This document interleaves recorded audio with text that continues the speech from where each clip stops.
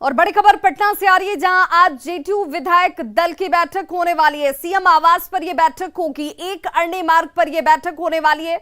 JDU विधायक दल की बैठक जो कि सीएम आवास पर होगी, शाम 4 बजे का वक्त बताया जा रहा है जब यह बैठक बुलाई गई है। मॉनसून सत्र, किन विषयों पर चर्चा हो सकती है, इसे लेकर जानकारी जो सामने है। मॉनसून सत्र पर चर्चा के आसार जाहिर किए जा रहे हैं, साथ ही साथ वर्तमान राजनीतिक हालात पर मंथन संभव बताया जा रहा है। और संवाददाता आनंद अमृतराज हमारे साथ इस वक्त ज्यादा जानकारी के साथ ऑनलाइन पर जुड़ के। आनंद, जेडीयू के अगर इस बैठक की बात की जाए तो किन विषयों पर, किन एजेंडों पर आज की यह बैठक महत्वपूर्ण हो जाती है? देखिए विवाह, हर बार जब सत्र की शुरुआत होती है उसके एक दिन पहले विधायक दल की बैठक होती है, लेकिन वर्तमान राजनीतिक परिस्थिति में बैठक को बेहद महत्वपूर्ण माना जा रहा है, क्योंकि कल ही आरजेडी, माले और सीपीआई के विधायकों ने मार्च किया था, राजभवन मार्च किया था अग्निपथ योजना के विरोध में। तो जाहिर सी बात है ये कुछ ऐसे मुद्दे हैं जिसको लेकर विधानसभा के मानसून सत्र में विपक्ष सरकार को घेरने की पूरी कोशिश करेगी। और हाल के दिनों में कई सारे ऐसे मुद्दे भी आए थे जिसमें बीजेपी और जेडीयू के नेता भी आमने सामने आ गए थे। तो ये तमाम कुछ ऐसे मुद्दे हैं जिसको लेकर विधायकों के साथ मुख्यमंत्री नीतीश कुमार महत्वपूर्ण बैठक करेंगे और आगे की रणनीति क्या हो सकती है, विधानसभा के अंदर कैसे रणनीति पे लेकर चलना है जेडीयू विधायकों को, और जो जेडीयू कोटा के मंत्री है उनको तमाम तरह के टिप्स दी जाएंगे। जाहिर सी बात है हर सत्र के पहले बैठक होती है, लेकिन इस बार बैठक इसलिए भी महत्वपूर्ण मानी जा रही है क्योंकि राष्ट्रपति चुनाव में बीजेपी के उम्मीदवार को, एनडीए के उम्मीदवार को जो जेडीयू ने समर्थन दिया, उसके बाद बीजेपी और जेडीयू के संबंधों में फिर से मिठास देखने की कोशिश की जा रही है। लेकिन इसी बीच में अग्निपथ योजना को लेकर जो कल विपक्ष ने मार्च किया है, उसके बाद ये तय माना जा रहा है कि सत्र भले ही छोटा हो लेकिन कई सारे ऐसे मुद्दे होंगे जिसके बहाने विपक्ष सरकार को घेरने की कोशिश करेगी। तो रणनीति कैसे तैयार किया जाए, कैसे बिल्कुल, तो जवाब कैसे देना है, वो रणनीति क्या होगी, इसे लेकर ये बैठक अपने आप में बहुत खास और महत्वपूर्ण हो जाती है। बहुत बहुत शुक्रिया आनंद इस तमाम जानकारी के लिए आपका। तो एक अरण्य मार्ग पर शाम के 4 बजे ये बैठक बुलाई गई है।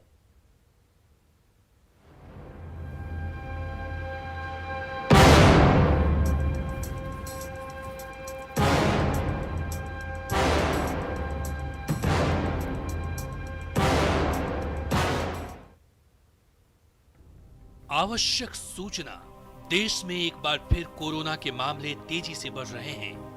कोरोना की ये रफ्तार डराने वाली है। कोरोना की पहली, दूसरी और तीसरी लहर में भी इसी रफ्तार से मामले बढ़े थे। ऐसे में हम सभी को बेहद सावधान रहने की जरूरत है। हम ऐसा कुछ भी ना करें जिससे कोरोना की रफ्तार बढ़े। कोरोना की चेन तोड़ने के लिए ये जरूरी है कि हम भीड़ भाड़ वाली जगहों में जाने से बचें, हमेशा मास्क का प्रयोग करें, और हाँ, जो लोग वैक्सीन का बूस्टर डोज अब तक नहीं लगवा पाए हैं वो जल्द लगवा लें। याद रखें, जब हम मिलकर लड़ेंगे तभी कोरोना हारेगा।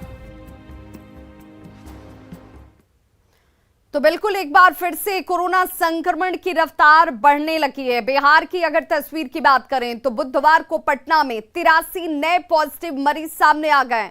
मंगलवार को यह संख्या 39 मरीजों के तौर पर दर्ज की गई थी, जबकि बात अगर पूरे बिहार की कर लें तो कोरोना पॉजिटिव के 126 नए केसेस सिर्फ 24 घंटे में सामने आए। इस तरह बिहार में कोरोना के एक्टिव केस अब बढ़कर 409 तक जा पहुंचे हैं। खासकर पटना में ये आंकड़े डराने वाले हैं।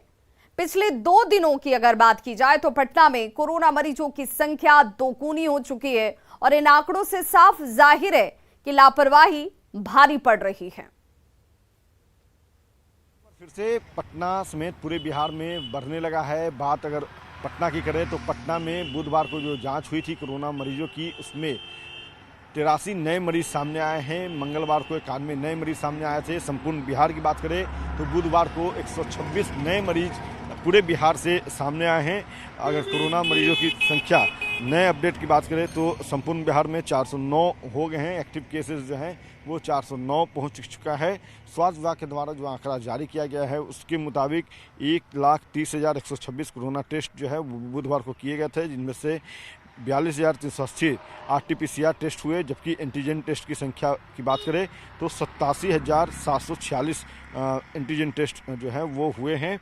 और देर शाम जो जांच रिपोर्ट सामने आई है उसके मुताबिक 0.097% जांच रिपोर्ट पॉजिटिव आई है। जून में कोरोना संक्रमण की चपेट में आए लोगों में से बीते 24 घंटे में 41 लोग जो है वो स्वस्थ भी हुए हैं, ये भी बताया गया है इस रिपोर्ट में।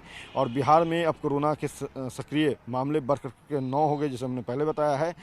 और इस तरह से संक्रमण मरीजों की संख्या जो है उसमें जो बढ़ोतरी है वो लगातार देखने को मिल रही है। लगातार जो है स्वास्थ्य विभाग लोगों से अपील कर रहा है कि कोरोना प्रोटोकॉल जो है उसका अनुपालन करें। कैमरा पर्सन अजय दुबे के साथ अमित कुमार, न्यूज 18 पटना। और अब बात नदियों के बढ़ते जलस्तर की।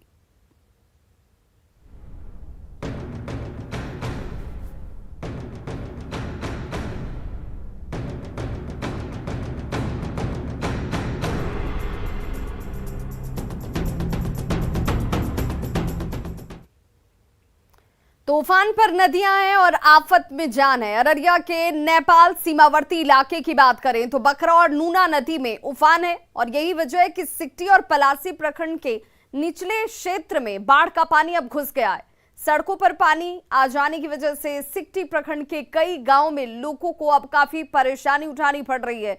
देखिए आपके सामने तस्वीर भी एक बार फिर से बाढ़ और बाढ़ से उत्पन्न होने वाले तमाम परेशानियां अब इन इलाकों के लोगों को उठानी पड़ रही हैं।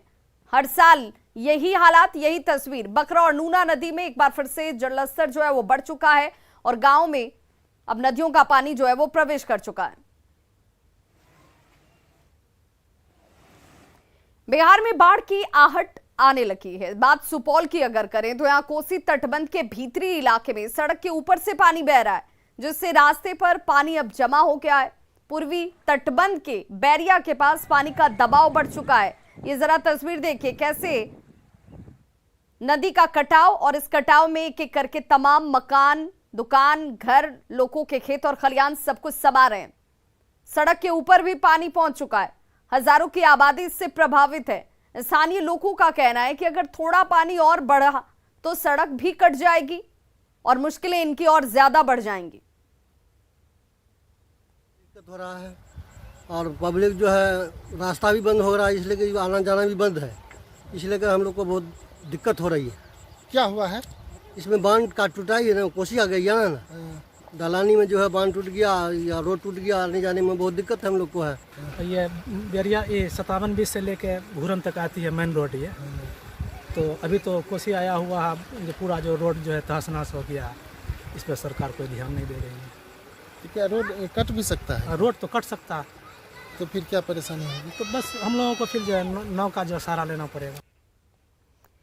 वहीं मधेपुरा जिले में लगातार हो रही मानसूनी बारिश की वजह से कोसी नदी उफान पर है। कोसी बराज से पानी छोड़े जाने की वजह से नदी के जलस्तर में लगातार वृद्धि दर्ज की जा रही है। जिले के 3 प्रखंड, चौसा की बात कर ले, आलमनगर की बात कर ले या फिर पुरैनी, बाढ़ से सबसे ज्यादा प्रभावित हैं। नदी के कटाव से निपटने के लिए प्रशासन तटबंधों पर विशेष निगरानी रख रहा है। बाढ़ प्रभावित इलाके में लोगों को बेहतर स्वास्थ्य सुविधाएं उपलब्ध कराने के लिए नाव पर ही आधारित डिस्पेंसरी की व्यवस्था की गई है और दवाओं की कमी को दूर किया जा रहा है। हमारे जिले में 3 प्रखंड, आलमनगर, चौसा और पुरैनी।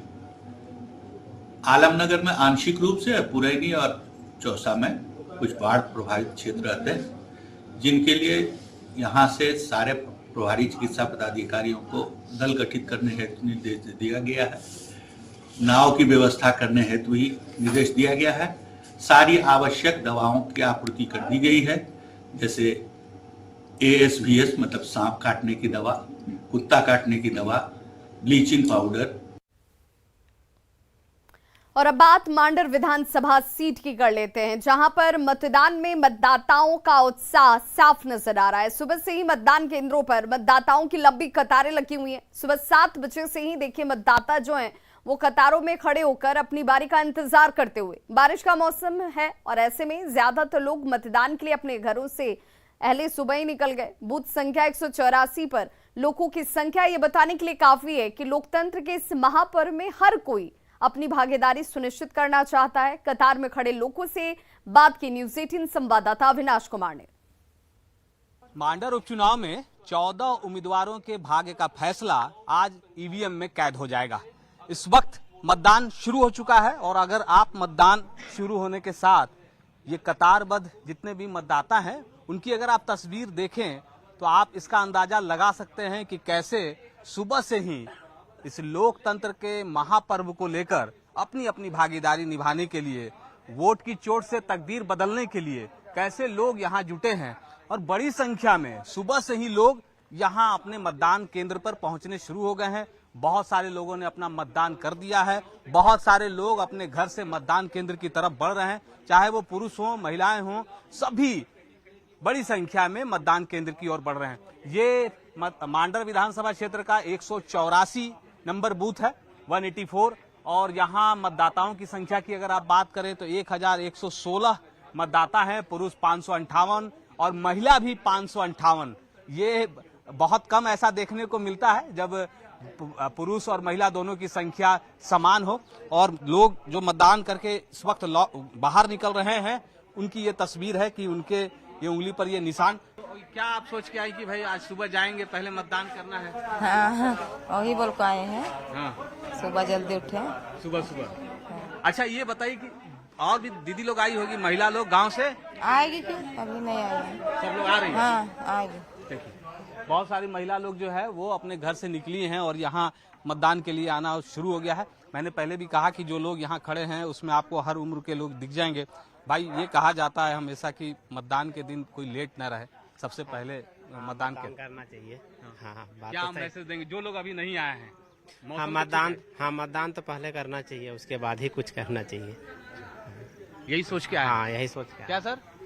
हम तो यही सोच करके आए हैं और भी आएंगे, और घर में हैं वो भी बस निकलने की तैयारी में लगे हुए थे, आएंगे। मतलब आप जाएंगे तो बाकी लोग फिर? हाँ, बाकी लोग भी आएंगे। हाँ, मेरे जाने के बाद ही आएंगे। अच्छा, इसलिए ये कह रहे हैं कि घर पर भी कोई रहना चाहिए, तो लोग बारी बारी से, अगर जो पुरुष हैं वो अगर मतदान करने आए हैं तो महिलाएं रुक रही हैं। दीदी, मतदान कर दिए?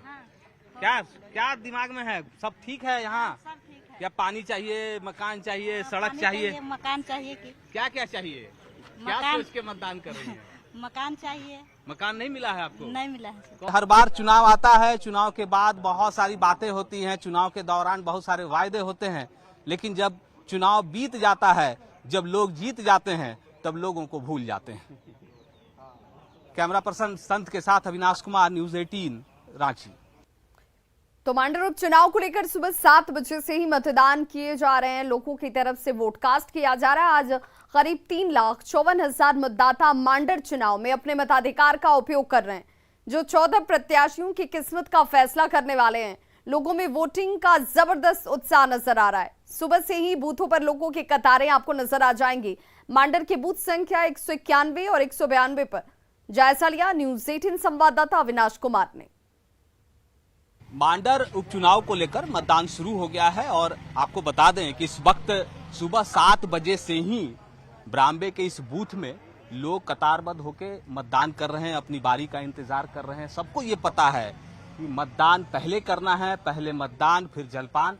और अगर हम मांडर उपचुनाव की बात करें और इस विधानसभा क्षेत्र में मतदाताओं की बात करें तो 3,54,000 के करीब मतदाता हैं जो अपने मत का इस्तेमाल करेंगे। और सबसे बड़ी बात यह है कि इसमें युवाओं की भी संख्या अच्छी खासी है, महिलाओं की संख्या ज्यादा है पुरुषों के मुकाबले। अगर हम बात करें तो जो लोग हैं सुबह अपने घर से निकल चुके हैं। अगर आप इस वक्त हमें सुन पा रहे हैं, देख पा रहे हैं, तो आपके इस क्षेत्र के इस मतदान केंद्र की तस्वीर आप तक पहुंचा रहे हैं कि देखिए, अगर आप घर पर हैं तो घर से निकलिए और सबसे पहले मतदान कीजिए, क्योंकि बारिश का समय है और बारिश के समय में कभी भी बारिश हो सकती है। इसलिए इस वक्त जब मौसम पूरी तरह से साफ है तो आपको मतदान करना चाहिए। काम करने से जल्दी आए, लेकिन पहले मतदान करने का नहीं सोचे थे, लेकिन खाली था तो हम लग गए लाइन में। उसके बाद पहला स्थान कभी तो नहीं किया था, अभी पहली बार किए। अच्छा, तो नाश्ता वास्ता कुछ घर में बनाई? कितने बजे उठी थी?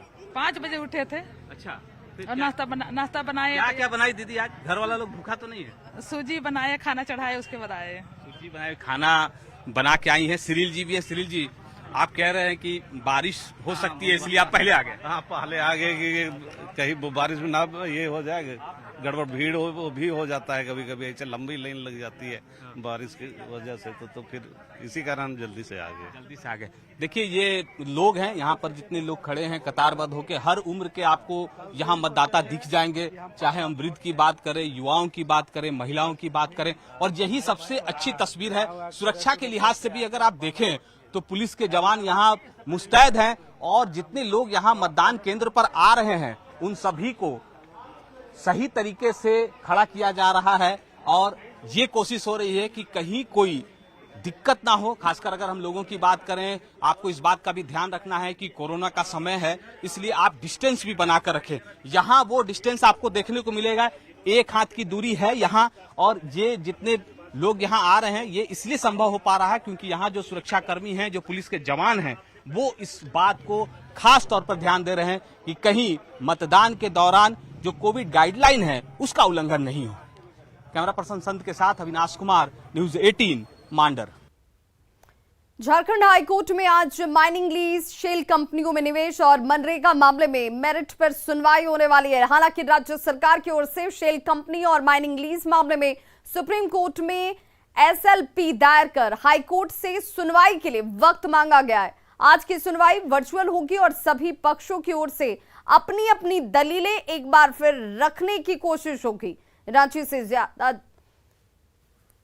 और जो तस्वीर है वो ये कि मनरेगा के मामले में क्या दलील रखी जाती है सरकार की तरफ से। सुप्रीम कोर्ट में हालांकि एसएलपी दायर किया गया है, हाईकोर्ट से सुनवाई के लिए वक्त मांगा गया है, लेकिन आज वर्चुअल तरीके से ही अपनी दलीलों को रखना होगा और पक्ष और विपक्ष दोनों ही तरफ से ये दलीलें आज रखी जाएंगी।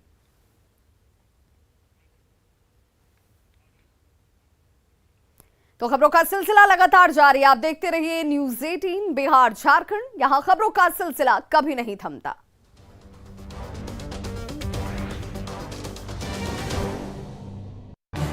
इस न्यूज हेडलाइंस के प्रायोजक पेट सफा आयुर्वेदिक जून।